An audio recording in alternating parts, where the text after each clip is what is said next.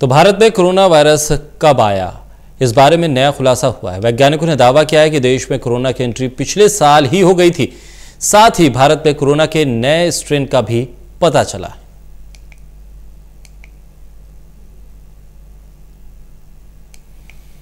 तो कोरोना के इस नए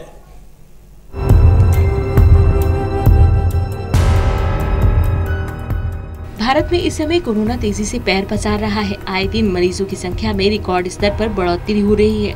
भारत में कोविड-19 का पहला केस वैसे तो 30 जनवरी को केरल में मिला था, लेकिन कुछ वैज्ञानिकों का दावा है कि भारत में कोरोना वायरस नवंबर 2019 से ही फैल रहा था।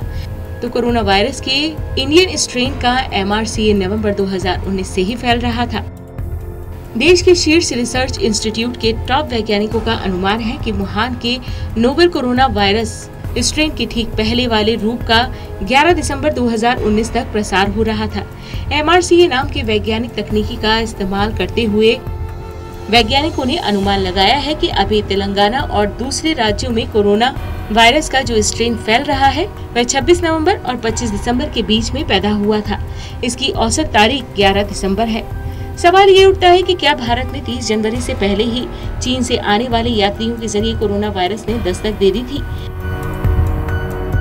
इसका जवाब साफ नहीं है, क्योंकि उस वक्त देश में बड़े पैमाने पर कोविड-19 के टेस्ट नहीं हो रहे थे। हैदराबाद स्थित centre for cellular and molecular biology ने न सिर्फ कोरोना वायरस के भारतीय स्ट्रेन के MRCA की टाइमिंग का अनुमान लगाया है, बल्कि एक नए स्ट्रेन या क्लैड की भी खोज की है, जो मौजूदा स्ट्रेन से अलग है। वैज्ञानिकों ने भारत के कोरोना के नए स्ट्रेन को क्लैड L/A3I नाम दिया है। केरल में मिले भारत के पहले कोरोना केस का स्ट्रेन वुहान से जुड़ा हुआ था, लेकिन हैदराबाद में कोरोना के जिस नए स्ट्रेन की खोज हुई है उसकी जड़ें चीन में नहीं बल्कि दक्षिण पूर्व एशिया के किसी देश की हैं।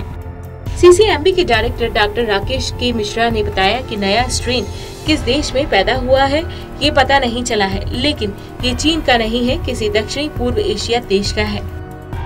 Special desk total news.